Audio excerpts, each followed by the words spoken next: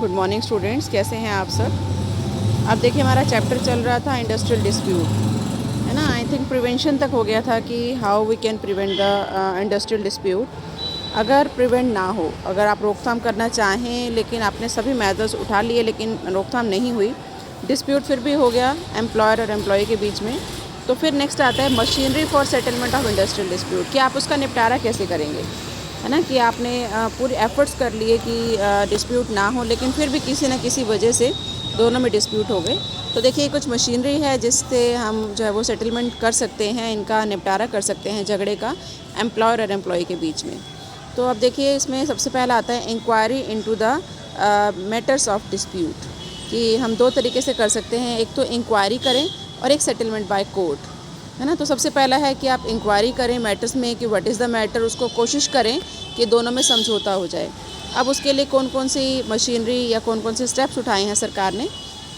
सबसे पहला देखो, ये प्रिवेंशन में भी आया था वर्क कमेटी, कि अगर कोई भी कंपनी ऐसी है जहाँ पर 100 या 100 से ज़्यादा वर्कर जो है वो काम कर रहे हैं, या पिछले 12 महीने में 100 या 100 से ज़्यादा वर्कर ने काम किया है, तो जो भी वहाँ की गवर्नमेंट है, उपयुक्त सरकार, वो एक ऑर्डर दे सकती है कि ऐसी सभी कंपनीज़ अपने यहाँ वर्क कमेटी बनाएं जिसमें एम्प्लॉयर के और एम्प्लॉय के इक्वल रिप्रेजेंटेटिव होंगे, है ना। तो वो वर्क के दौरान ड्यूरिंग वर्क जो भी प्रॉब्लम्स वो फेस कर रहे हैं वर्कर्स, और वो क्यों डिससेटिस्फाइड हैं, क्यों उनको मतलब कंप्लेंट आ रही है या उनमें क्या डिस्प्यूट है, उस मैटर को वो सुनेंगे और कोशिश करेंगे उनका समझौता कराने की, है ना। कोशिश करेंगे कि उनका वहीं पर ही कॉम्प्रोमाइज़ हो जाए और जो झगड़ा है वहीं ख़त्म हो जाए, है ना। अगर वो हो जाता है तो वर्क कमेटी की जो स्थापना वो सक्सेसफुल हो जाएगी।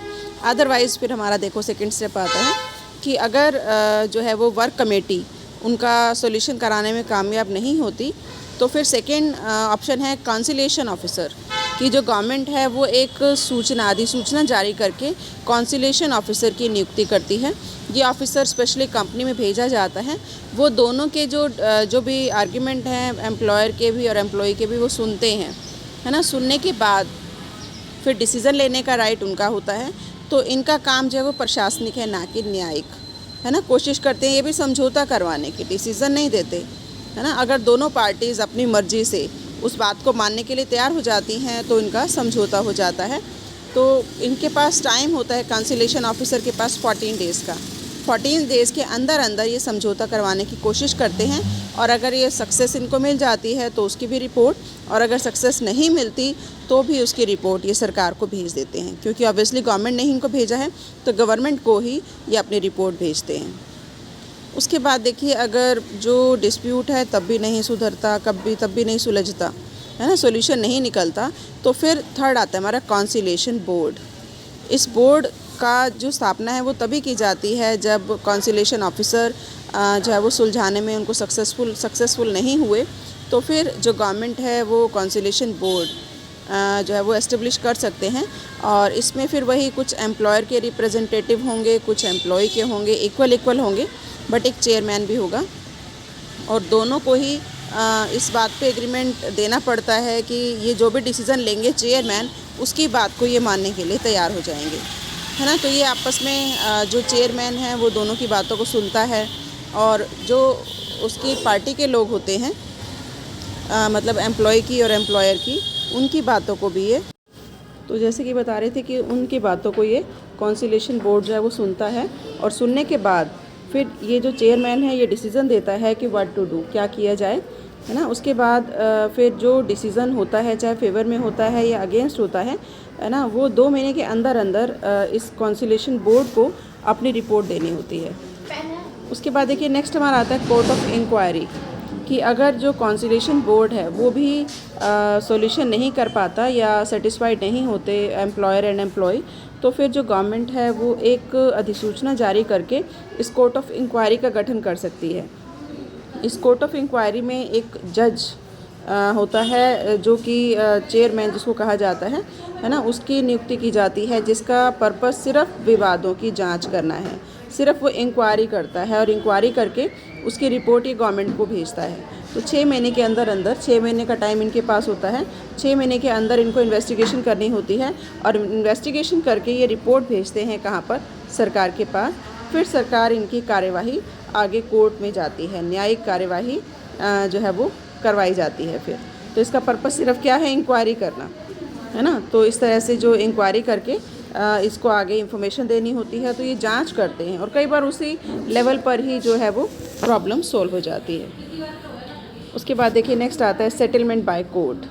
अगर ये जो 4 स्टेप्स हैं इससे इनका सॉल्यूशन नहीं होता तो फिर जो है वो नेक्स्ट स्टेप फॉलो किया जाता है कि सेटलमेंट बाय कोर्ट, कि जो वर्कर हैं या जो एम्प्लॉयर हैं वो फिर कोर्ट में जाकर अपना जो है वो केस सॉर्ट आउट करा सकते हैं।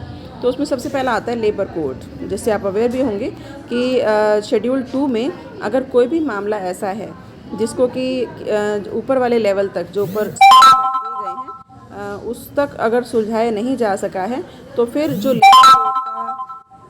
लेबर कोर्ट का जो चेयरपर्सन है वो इस पर्सन को, चेयरपर्सन मतलब वहाँ का जो जज है, वो इसको सॉर्ट आउट कर सकता है। बट उसकी क्वालिफ़िकेशन देखो क्या होनी चाहिए कि वो जज वही पर्सन हो सकता है जिसने कम से कम 3 साल तक जिला न्यायाधीश के पद पर काम किया हो, है ना, डिस्ट्रिक्ट जज के तौर पर उसने काम किया हो, या इंडिया के किसी भी कोर्ट में कम से कम 9 साल तक उसने एज ए जज जो है वो काम किया हो। वही पर्सन इस तरह के जो केस हैं उसकी सुनवाई कर सकता है और अपना फ़ैसला दे सकता है। अब देखिए चार्ट दिया हुआ है, इस चार्ट में आपको मुद्दे बता रखे हैं कि इन मुद्दों पर लेबर कोर्ट में जाकर सुनवाई हो सकती है, जिसमें किसी भी एम्प्लॉय को अगर निकाला गया हो, उसका जो है वो सस्पेंड किया गया हो, है ना, या कोई भी ऐसा विशेष अधिकार है, कोई भी उसको छूट दी गई थी जो वापस ले ली गई हो, कोई भी स्ट्राइक है या लॉकआउट है, उससे रिलेटेड जो मामले हैं वो इसके अंदर आते हैं। तो इसको पढ़ लेना, ये 4-5 पॉइंट हैं, है ना। इससे रिलेटेड जो मैटर हैं वो जो है वो लेबर कोर्ट में आते हैं।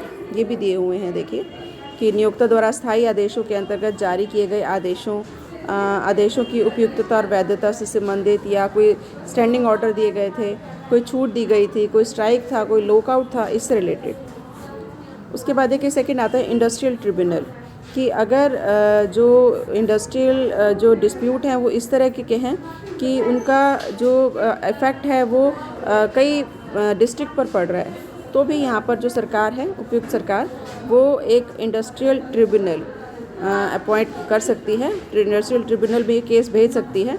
तो यहाँ पर भी जो पर्सन एज ए जज अपॉइंट किया जाएगा वो ऐसा होना चाहिए कि उसके पास 3 साल का एक्सपीरियंस हो जिला न्यायाधीश का, या अतिरिक्त जिला न्यायाधीश वो रह चुका हो, और इसमें सलाह देने के लिए 2 पर्सन्स को जो है वो एडवाइज़र के तौर पर या एसेसर्स के तौर पर भी नियुक्त कर सकती है। अब देखिए जो इंडस्ट्रियल ट्रिब्यूनल है उसमें ये केस हैं, जैसे मजदूरी भुगतान की अवधि, क्षतिपूर्ति के मामले, कार्य के घंटे, है ना, बोनस, प्रोविडेंट फंड, श्रमिकों की छटनी। तो ये 10-11 मामले हैं जिनसे रिलेटेड जो है वो इंडस्ट्रियल ट्रिब्यूनल में जाकर कोई भी पर्सन अपना केस फाइल कर सकता है। उसके बाद देखिए नेक्स्ट आता है नेशनल ट्रिब्यूनल, कि अगर कोई केस ऐसा है जो कि नेशनल इम्पोर्टेंस का है और उसका जो इफ़ेक्ट है वो एक से ज़्यादा स्टेट्स के जो संस्थान हैं, इंडस्ट्रियल इंस्टीट्यूशन है, उस पर पड़ सकता है, तो फिर नेशनल ट्रिब्यूनल में जाकर उस केस को फाइल कराया जा सकता है ना। तो यहाँ पर राष्ट्रीय न्यायालय में केवल एक ही व्यक्ति नियुक्त किया जा सकता है। अब उसके लिए भी ज़रूरी है कि वो हाई कोर्ट का जज हो, उच्च न्यायालय का न्यायाधीश रह चुका हो या हो, और लेबर अपीलेट ट्रिब्यूनल का कम से कम 2 साल का उसके पास एक्सपीरियंस हो, है ना, या उसका मेंबर रहा हो या जज रहा हो। तो इस तरह की जो एक्टिविटी है, इस तरह का जो नेशनल ट्रिब्यूनल है उसको 30 दिन, मतलब जो भी फ़ैसला वो ये लेंगे, जो भी जज लेगा, 30 डेज़ के अंदर अंदर ये जो फ़ैसला है वो प्रभावशाली माना जाएगा, और इसको जो है वो पब्लिश भी करवाना ज़रूरी है। मतलब जो गवर्नमेंट है उसकी ड्यूटी है कि वो इसको पब्लिश करवाएगी। उसके बाद देखिए नेक्स्ट आता है पंच निर्णय, जो आपने सुना भी होगा, पंचायत, है ना, कि कई बार कुछ डिस्प्यूट इस तरह का होता है कि उनको लगता है कि अगर अनबायस्ड पर्सन जो ना तो एम्प्लॉय से रिलेटेड हो और ना ही एम्प्लॉय से रिलेटेड हो, अगर उनको बिठा दिया जाए तो वो इनके मामले को सॉर्ट आउट कर लेंगे, जिस पर एम्प्लॉय को भी विश्वास हो और एम्प्लॉयर को भी विश्वास हो। तो इसमें एक तो आता है वॉलंटरी आर्बिट्रेशन, कि वॉलंटरी आर्बिट्रेशन में क्या होता है कि जो एम्प्लॉयर और एम्प्लॉई हैं उनको ये कह दिया जाता है कि आप अपनी इच्छा से अपने जो पर्सन हैं, मतलब 2 पर्सन या 3 पर्सन एम्प्लॉय की मर्ज़ी से हो जाएं और 2-3 एम्प्लॉय की मर्ज़ी से हो जाएं, तो उनको पंच बना दिया जाता है ना। तो इसको उनके सामने प्रेजेंट कर दिया जाता है और उनको कहा जाता है कि आप जो भी सॉल्यूशन बताएंगे वो दोनों पार्टीज़ मानने के लिए तैयार हो जाएंगी। तो इस तरह का जो आर्बिट्रेशन है वो कहलाता है वॉलेंट्री, है ना। तो यहाँ पर अगर दोनों मान लेते हैं तो फिर इस वॉलेंट्री आर्बिट्रेशन से उनके जो केस है उसको सॉर्ट आउट करने की कोशिश की जाती है। और अदरवाइज़ फिर होता है कंपल्सरी आर्बिट्रेशन, कि अगर दोनों पार्टीज़ इस मतलब प्रोसेस के लिए नहीं मानती या सक्सेसफुल नहीं होता वॉलेंट्री आर्बिट्रेशन, तो फिर जो गवर्नमेंट है वो अपनी मर्ज़ी से 2-3 पर्सन एम्प्लॉय के फेवर में और 2-3 पर्सन एम्प्लॉयर के फेवर में बिठा देती है, और एक पर्सन जो कि डिसीज़न लेने वाला होता है, जज होता है, उसको बिठा दिया जाता है। वो जो भी फ़ैसला देंगे दोनों को मानना पड़ेगा, है ना। और इसमें पनिशमेंट भी मिलती है, पेनल्टी भी दी जा सकती है। तो इस तरह से ये कुछ मशीनरी है जिससे कि इनके जो भी डिस्प्यूट्स होते हैं वर्कर्स के, उनको इस तरह से सॉर्ट आउट किया जाता है। तो आई थिंक क्लियर हो गया होगा। इसको पढ़ना, ये टॉपिक बहुत बहुत इम्पॉर्टेंट है।